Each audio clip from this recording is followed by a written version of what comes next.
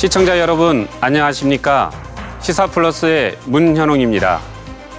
최근 우리 사회를 강타했던 라돈 침대 사태, 생활 방사성 물질이 우리 생활에 얼마나 깊숙이 침투했는지 보여주는 초유의 사건이었습니다. 이렇다 할 구제와 폐기 대책 없이 정부가 수거 명령을 내린 지 2달째, 소통 없이 당진에 야적하여 주민의 반발을 사자 정부는 급히 천안으로 옮기기로 했는데요. 천안에서도 반발이 만만치 않은 모습입니다. 그 현장을 직접 다녀왔습니다. 충남 당진시 송화읍에 위치한 당진항 야적장. 이곳에 침대 매트리스가 수북이 쌓여 있다. 방사능 물질인 라돈과 토론이 기준치 이상 검출돼 정부가 전격 수거 조치한 대진 침대 매트리스 16,900여 개다. 이대로 죽이려고만 먹는 거지. 들고 이대로 살리려고 하는 거 10원어치도 없는 거야 이게. 하자 공연 아빠 많이 봐서요. 살 수가 있어야지. 살 수가 없어. 병들어 죽게 생겼어. 하룻밤 사이에 산더미처럼 쌓인 매트리스.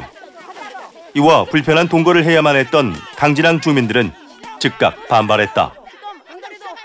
통보는 뭐 고사하고 그냥 그 우체국 택배 우정사업본부 협조를 얻어가지고 그냥 택배 차량들이 그냥 토요일 날 하루 입고된 물량이 지금 18,000여 개가 입고된 겁니다. 그렇기 때문에 우리가 조금 늦게 알고 물리적으로 동원들을 동원해가지고 출입구를 봉쇄한 것입니다.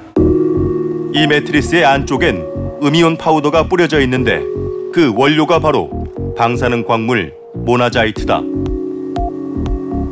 모나자이트는 라돈과 토론을 함유한 천연 방사능 물질. 라돈은 색깔과 맛, 냄새가 없어서 존재를 알아차리기 힘들다. 반감기가 짧고 피부를 뚫지 못해 외부 피폭의 위험은 없지만 호흡기를 통해 피폭될 경우 폐암을 일으키는 1급 발암물질이다. 원자력안전위원회의는 매트리스 야적 해체 과정에서 인체에 해가 없다는 입장. 실제로 저희가 이제 사전에 안전성 검토를 좀 했고요. 그 야적장하고 해체 작업 시 방사성 측정을 실시했습니다. 근데 이제 아무런 문제가 없었어요. 그 당진항 같은 경우에는 그 시간당 한 0.13에서 0.25 마이크로시버트, 또 대진 침대 적재장은 한 0.13에서 0.28 마이크로시버트 정도로 이렇게 나왔는데, 이것은 이제 우리나라 그 자연에서 나오는 방사선인 0.1에서 0.3 마이크로시버트 수준과 차이가 없습니다. 원자력안전위원회의 공식 발표에도 불구하고 여전히 주민 반발이 이어지는 상황. 왜 이들은 라돈 매트리스 야적을 반발하는 걸까? 그동안의 경과를 보면 5월 15일 정부의 수거 폐기 명령을 내렸다. 6월 12일 우정사업본부 수거 결정, 6월 12일 원안이 동부 당진항만에 부지임대 협조 요청, 6월 16일 당진항 반입이 이루어졌다. 수거 결정과 진행까지 많은 시간이 있었지만 정작 반입이 시작될 때까지 주민은 물론 당진시조차 전혀 알지 못했다.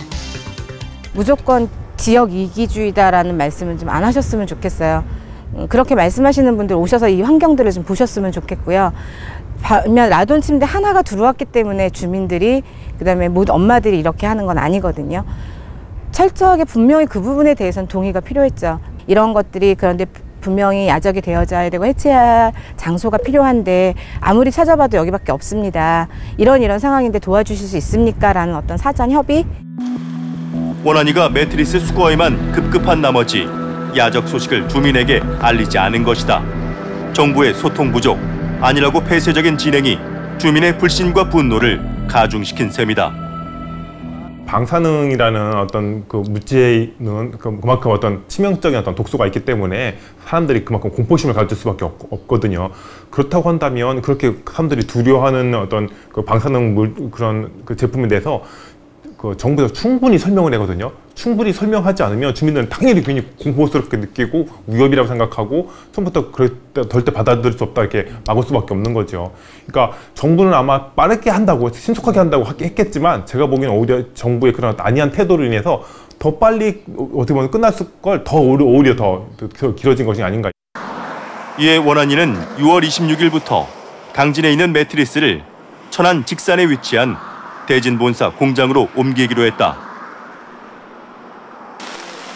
하지만 아무런 설명 없이 매트리스 이전 소식을 들은 천안 주민들 또한 빠른 하늘의 날벼락이었다.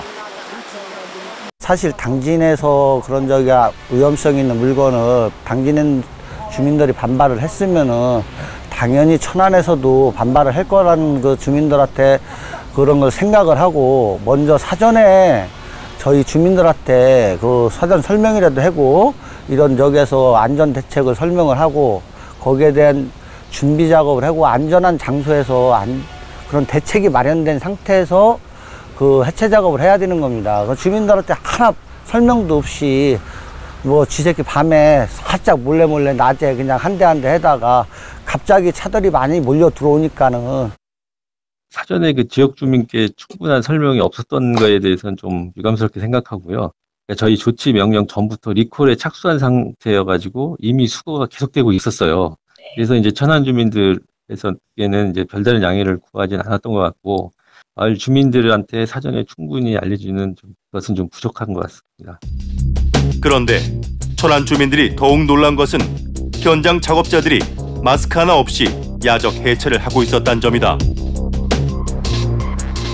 이에 주민들은 원안위가 라돈 매트리스의 방사능 안전 및 관리 감독에 소홀하다는 의심을 하고 있다.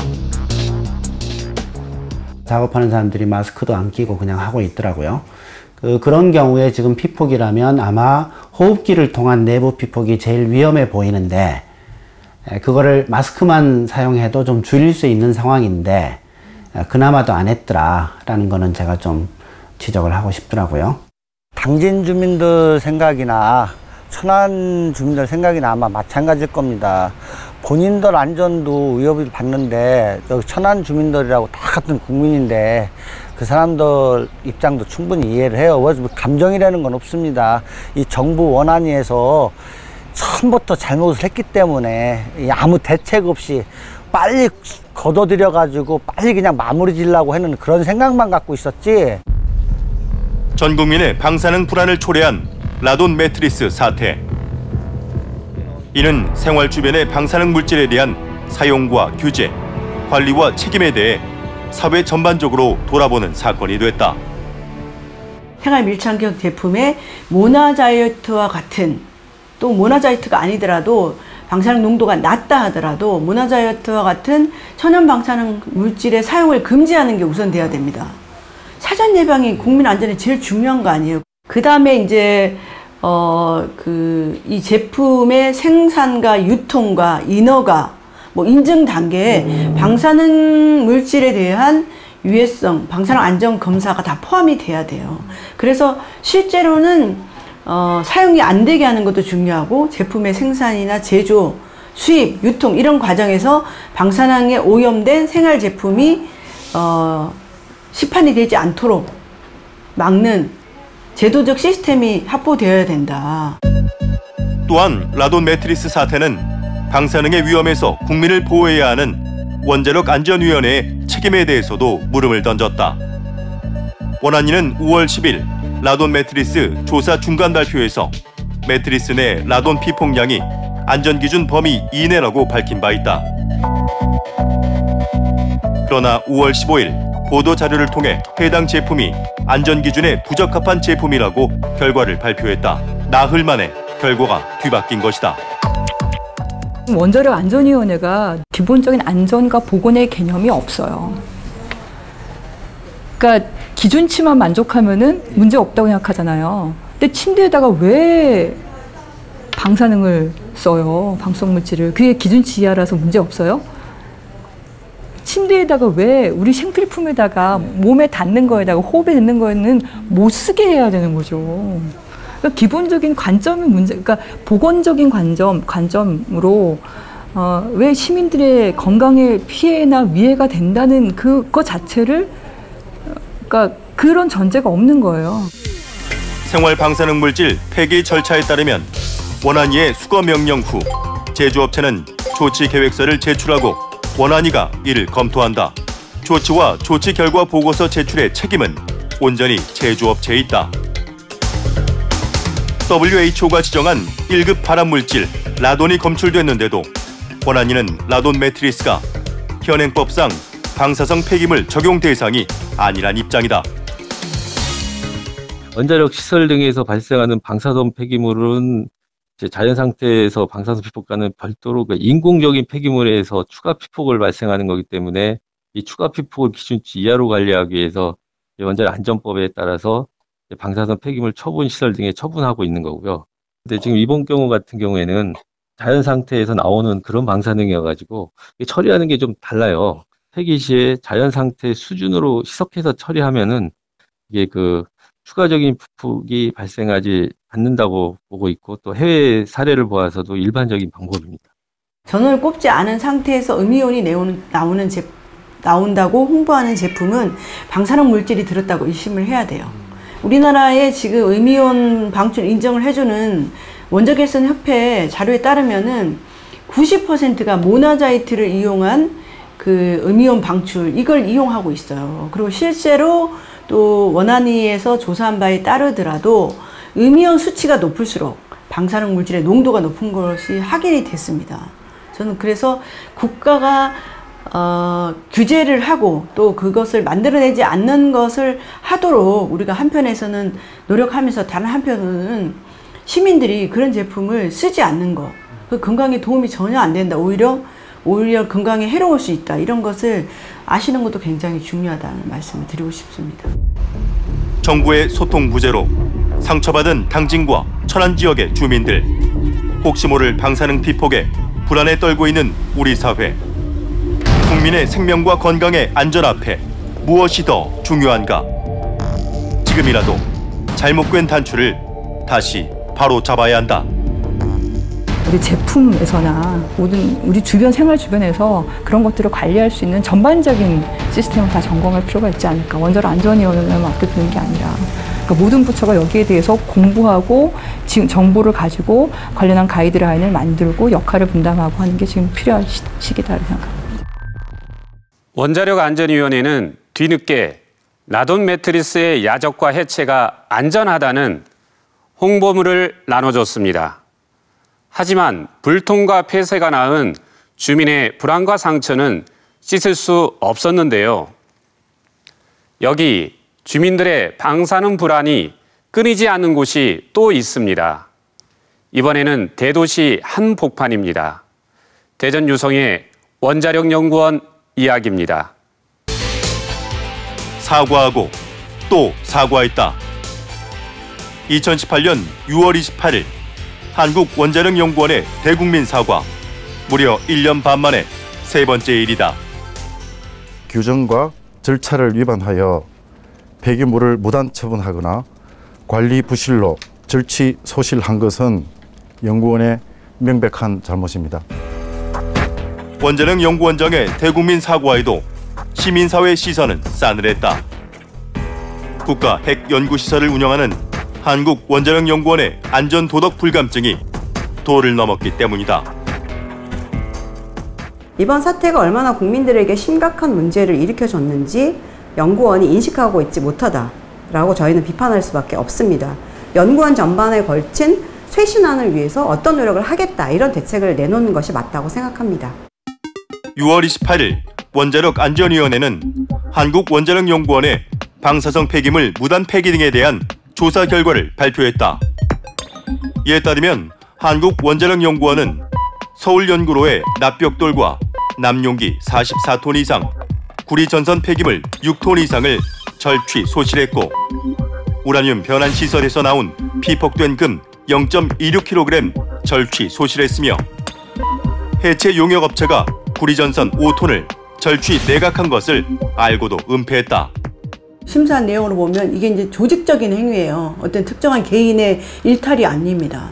원자력연구원 자체가 너무나 그 안전의식이 없고 또 실제로 어떤 그 범법 행위를 저지르고도 그것이 범법 행위인지 모르고 또 그것이 규제기관에 의해서 처벌을 받으면 반성해서 개선 대책이나 근본적인 그 개혁 방안을 찾는 게 아니라 오히려 그것에 대해서 불복하거나 이런 것들이 이 반복되고 있는 것이 문제고. 대전 유성구 덕진동에 위치한 한국원자력연구원.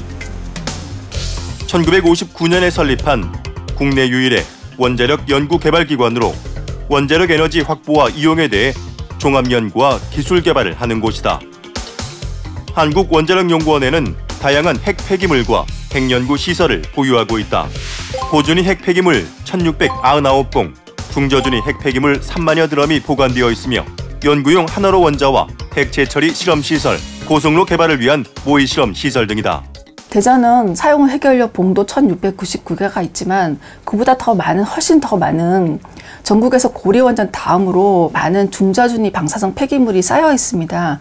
저도 작년에 민간 검증단 활동하면서 다 가서 봤지만 그 노란색, 흔히 보시는 노란색 깡통 안에 방사성 폐기물이 겹겹이 7층, 8층으로 그냥 지진 한 번 와도 다 쏟아질 것 같은데 중준위 폐기물은 땅에 묻었다고는 하지만 어쨌든 그러한 부분에서 만약에 화재 사고라든지 지진이 와서 뭔가 이렇게 방사능이 외부로 유출되었을 때 주민들의 피해가 어떨 것인가. 대전시 유성구의 원자력연구원 반경 1.5km 지역.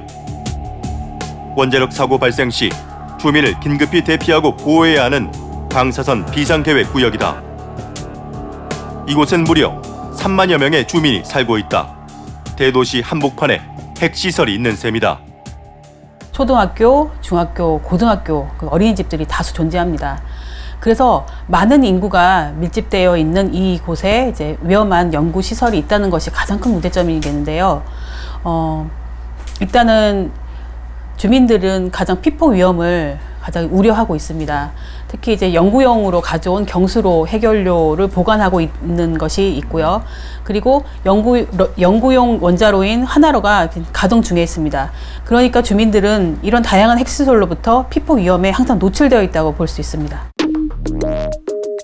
그동안 원자력연구원에서는 많은 사건 사고가 일어난 바 있다. 2004년 한화로 원자로 경보 발생과 방사능 중수로 누출, 2011년엔 방사선 백색 비상 경보 발생, 2007년에서 2012년까지 원자로 자동 정지, 2012년 방사능 방출, 2011년에서 2015년까지 방사능 폐기물 무단 폐기를 비롯해 2017년에 추가 무단 폐기, 2018년엔 원자력연구원의 화재 사고가 일어나기도 했다. 아, 내가 유성에 살고 있구나. 바로 옆에 원자력 연구소가 있구나. 계속 이렇게 그런 일이 있을 때마다 평상시에는 또 모르고 이렇게 살다가 너무 무서워요. 언제 어디서 일어날지 모르는 방사능 사고. 주민들은 직접 발로 뛰고 공부하며 원자력 안전 불감증에 대한 문제 제기를 해왔다. 하지만 돌아온 건 연구원의 폐쇄적인 태도였다고 한다. 방사능 비상계획구역이 있으면 그 안에 그 주민들을 보호하기 위한 여러 가지 장치들이 있어야 되는데 그 중에 하나가 구호소예요. 그러니까 만일의 재난이 터지면 여기에 살고 있는 사람들을 이 재난구역 밖으로 구호소로 안전하게 살 수 있는 환경을 마련해 줘야 되는데 구호소가 방사능 비상계획구역 안에 있었어요. 그걸 주민들이 찾았죠. 지자체도 이것에 대해서 관심이 전혀 없었죠. 원자력연구원은 우리가 전문가다라는 의식이 굉장히 강합니다. 그 건의의식이 강하기 때문에 주민들이 뭘 아느냐, 그것도 아줌마들이 뭘 아느냐, 이런 이제 이야기를 많이 하거든요. 우리가 원자력에 대해서 최고 전문가이기 때문에 원자력 안전에 대해서도 전문가다라고 생각을 갖고 있습니다. 그러나 지금 1년의 사태를 겪고 나서는 원자력연구원이 내부 기강을 바로 잡고 뭐 조직 점검도 한다고 하면서 대책을 마련했습니다. 그런데 이제 원안위의 행정처분에 대해서 불복을 하고 대형 로펌을 사서 거기에 대한 소송을 제기하고 있는 모습을 볼 때 전혀 반성이나 자정의 능력이 없다고 저희는 판단하고 있습니다. 지난 2016년 추혜선 의원실은 충격적인 사실을 밝혔다. 원자력연구원이 2011년부터 2015년까지 세슘 20만 베크렐을 포함한 기체성 방사성 물질을 방출시켰다는 것이다. 원자력연구원이 방사성 물질을 100% 포집할 수 있다고 계속 주장을 했었거든요. 이게 거짓말이었던 거예요. 그러니까 오랜 시간 뭐 세슘, 클립톤, 삼중수소 이런 맹독성 기체가 굴뚝에서 계속 배출이 되고 있다는 게 내부 자료에 있었어요. 근데 그럼에도 불구하고 밖에다는 100% 포집하고 있다고 이렇게 뭐 국회에 와서 얘기도 하고 그리고 본인들의 뭐 그렇게 주장도 하고 했던 건데요. 이걸 밝혀내니까 또 공개를 하니까 사실로 밝혀진 거죠. 그러니까 기준치 이하라는 답변만 끊임없이 반복을 했습니다. 방사능 물질을 도심에 배출하고도 수치가 기준치 이하란 원자력연구원의 답변. 과연 그 기준치를 믿을 수 있을까? 주요 기체성 방사능 물질의 특징을 보면 반감기가 약 30년인 세슘은 세포 파괴와 골수암, 갑상선암 등을 일으킨다. 요오드는 반감기가 짧지만 지속 노출 시 특히 갑상선암을 유발한다. 삼중수소 같은 경우에는 화학적으로 수소이기 때문에 우리 생체의 구성물질입니다. 그래서 이것들은 이제 몸에 들어오면은 어떤 뭐 화학적인 결합을 할 수도 있고 에너지를 방출해가지고 어떤 뭐 변형을 일으킬 수 있는 그런 물질들이죠. 그리고 세슘 같은 것들, 세슘은 주로 이제 뼈에 집적이 됩니다. 뼈에 집적이 돼가지고 계속 이제 몸을 갖다가 피해를 주죠. 그리고 뭐 크립톤, 아르곤 이런 방사성 물질들이 상당히 많은 방사성 종류들이 있는데 그 중에 많은 것들은 아까 제가 말씀드린 요오드, 세슘, 그다음에 크립톤, 아르곤 이런 종류들이 되겠습니다. 우리나라의 방사성 허용 기준치는 국제 방사선 방호위원회에 준용한다. 인체 허용 기준 연간 1mSv 이하. 그러나 이는 의학적 안전 기준치가 아니며 나라마다 그 허용치도 다르다. 저희들도 그 어쨌든 국제적인 기준하고 이런 걸 이제 봐가지고 정한 기준이기 때문에 뭐 저희가 이제 그 뭐 정한 그 기준이 이제 그 맞는다 그러면은 일반적인 이제 국제적인 기준에도 부합돼 가지고 뭐 크게 문제는 없다고 생각을 하고 있습니다. 1mSv/year라고 말씀을 드렸는데 이게 어떤 사람이 그 지역에서 1년을 거주했을 때를 이야기하는 거고 다른 원자력 시설도 마찬가지입니다만 그 사람들이 뭐 10년을 살았을 때 아니 30년을 살았을 때 대를 이어가지고 살았을 때 이런 효과에 대한 기준은 국제적으로 아직 없습니다. 그러니까 아까 말씀드린 그런 기준들은 원자력 산업계가 공학적으로 설정한 기준이고 의학적으로나 환경학적으로 하는 기준은 그거보다도 상당히 더 낮을 것으로 기대되지만 그에 대한 기준은 현재 국제적으로 연구 중입니다. 때문에 환경 전문가들은 아무리 적은 양이라도 방사능 피폭을 받지 않는 것이 가장 안전한 기준치라고 말한다. 이 기준치는 정부가 정하는 겁니다. 그리고 이 기준치는 안전 기준치가 아니에요. 의학적 안전 기준치는 없습니다. 의학 교과서의 방사능 안전 기준치에 대해서 그래프가 나와 있는데요. 방사능에 피폭이 되면 여러 가지 질병에 걸립니다. 그 중에서 역치값이 있는 질병이 있고 역치가 없는 질병이 있는 겁니다. 특히 암하고 유전병은 역치가 없는 걸로 돼 있어요. 피폭량하고 암 발생은 정비례하는 거예요. Y는 AX 그래프. 그러면 얼마의 피폭량이 안전기준치예요? 직선으로 가고 있는데. 그래서 엄밀하게 얘기하면 방사능이 없어야 안전하다. 안전성 문제로 가동이 중단된 한국원자력연구원의 연구용 원자로 하나로가 5개월 만인 오는 15일부터 재가동될 전망입니다. 하나로 재가동 한 달 후 매일 새벽 텃밭을 가꾸던 한 주민은 같은 시간 원자력연구원에서 내뿜는 의문의 수증기를 발견했다. 하얀 연기가 벌써 처음에 어딘지 몰랐죠. 근데 어디서 나는 건지 계속 추적을 했어요. 한 사흘 동안. 그랬더니 원자력연구원에서 전혀 굴뚝이 아닌 건물 어딘가 뒤편에서 수증기 또는 연기 같은 게 막 나오더라고요. 사진을 찍어 직접 유성구청에 질의하고 해당 수증기의 정체와 유해성을 밝혀달라고 요구한 주민들. 그러나 이들은 만족할 만한 답을 역시 얻지 못했다. 이제 유성구청 담당 직원한테 이것이 무엇인지 질의해달라라고 요청을 했어요. 그래서 그것은 이제 하나로 시설 안에 있는 옆에 있는 이제 냉각탑이에요. 냉각탑에서 나오는 수증기라고 답변을 받았고요. 그리고 무해하다라는 답변을 받았습니다. 그 사항은 저희도 제보를 받고 원자력 연구원에 확인을 했는데요. 그래서 그 측정 결과는 자연준위에 해당하는 수준이기 때문에 크게 영향을 미치지 않는다는 답변을 들었습니다. 수증기에서는 방사능이 배출되고 있었다. 그러나 자연 방사 수준에 해당하므로 큰 영향이 없다는 답변. 주민들은 재차 질의했다. 정확한 수치를 달라고 했고, 두 번째 이제 유성구청에서 요년에 요구에서 나온 수치를 가지고 저희가 계산을 해보니까 원년에서는 분당 그 베크렐 수치를 했었거든요. 그걸 저희가 그래서 초당 베크렐로 다시 환산을 하고 그걸 1년간을 해보니까 6천만 베크렐. 그러니까 이거는 원년에서 그런 걸 잘 모르는 주민들 상대로 속였다라고밖에 생각이 안 되는 거죠. 140에서 170 이제 CPM이라고 이제 답변이 왔는데, 그러면 CPM이 뭐냐?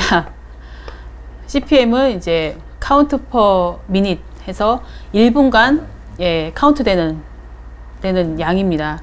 1년치를 해봤더니 그러니까 매일매일 하나로가 가동된다는 가정하에서 매일매일 그러니까 1년치 방출되는 그 방사성 양은 6천만 베크렐이었어요. 방사능 경우에 우리 연구원 주변의 주민분들이 방사능 준위 수준을 좀 생각을 해주시면 좋겠어요. 저도 마찬가지고 저희 동료들도 20년, 30년씩 여기 대전 시민이고, 또 저희 신체가 특별히 뭐 방사능에 강한 그런 신체를 가지고 있는 것도 아니지 않겠습니까? 근데 저희가 걱정하지 않는 이유는 만약에 방사능 누출이 있어서 위험한 정도라면 저희가 가장 먼저 피해를 보게 될 것이겠죠. 근데 저희가 크게 걱정하지 않는 이유는 그 방출량을 충분히 잘 관리하고 있다고 믿기 때문입니다. 실제로 그렇게 하고 있고요. 그 점을 좀 이해를 해주시면 좋겠습니다. 하지만 꾸준히 벌어지는 방사능 폐기물 사건 사고. 주민들은 연구원을 불신하고 불안해하는 상황. 그렇다면 대전시는 어떤 안전 대책을 마련했을까? 대전시는 지난해 원자력 전담 조직을 신설하고 원자력 안전 조례 제정 등을 시행했다. 그러나 현재의 법규상 원자력 연구원을 직접 관리하고 감시, 조사할 권한이 없다는 입장이다. 원자력에 대한 규제와 안전관리는 모두 중앙정부가 관리하고 있는 국가 고유 사무입니다. 그러다 보니까 이제 자치단체가 관여할 수 있는 게 일정한 한계가 있습니다. 특히 우리 시의 경우 발전소 지역과는 달리 원전 주변 지원이나 시민 감시 권한 등이 배제돼 있어 역차별을 받아오고 있습니다. 특히 지난 원자력 시설에서 발생한 연구원 화재 사고, 그다음 원자력 연료 주식회사 폭발 사고 등으로 시민들이 안전에 대한 불신과 불안이 확산되고 있어서 저희들로서 어려움이 많습니다. 6월 28일 한국원자력연구원은 폐기물 무단 소실 절취에 대한 사과와 대책을 발표했다.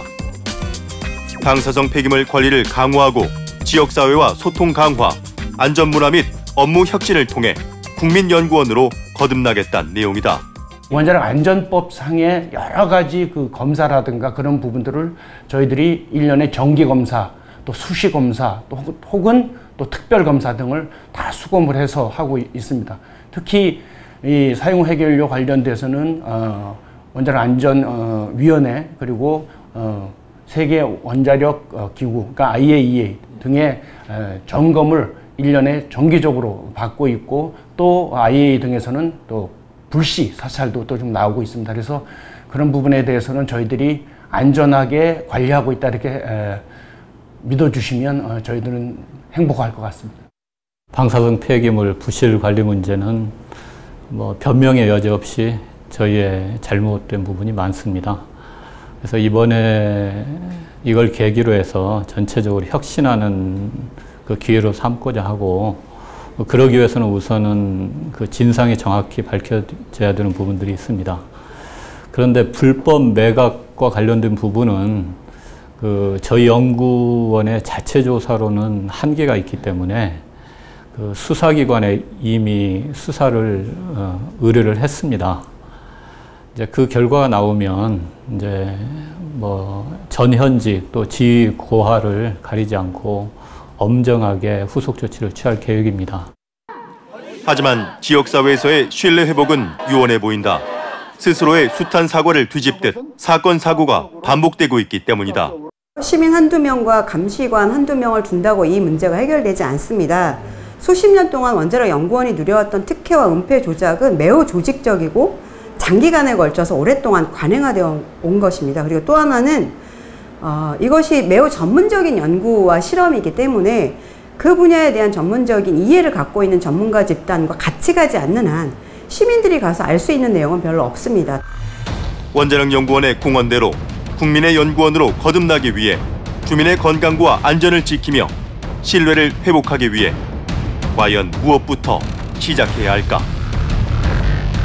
한 사람이 거짓말을 해서 어떤 이익을 얻으면 그 다음부터는 그 사람이 정말을 해도 안 믿어요. 근데 이미 원자력 연구소는 거짓말을 좀 했어요. 그리고 숨겼어요. 자기한테 불리한 내용들을 숨겨왔습니다. 그러면 안 믿는 겁니다. 그래서 그 신뢰를 찾기 위해서는 앞으로 단 한 번도 거짓말을 하면 안 돼요. 그리고 주민들이 원하는 자료는 다 내놔야 돼요. 영업비밀 아닙니다, 그거. 국민들이 낸 세금으로 연구하는 거거든요. 그리고 그 지적 소유권은 국민들에게 있어요. 국민 돈으로 한 거니까. 그래서 전부 내놔야 됩니다. 주민들이 요구하는 모든 자료 다 내놔야 돼요. 그걸 꼭 좀 명심했으면 좋겠습니다.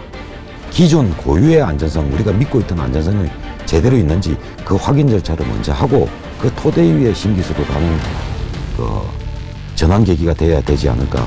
다시 한번 되돌아가서 처음부터 다시 시작하는 개념으로 시작해야 될 시점이 아닌가.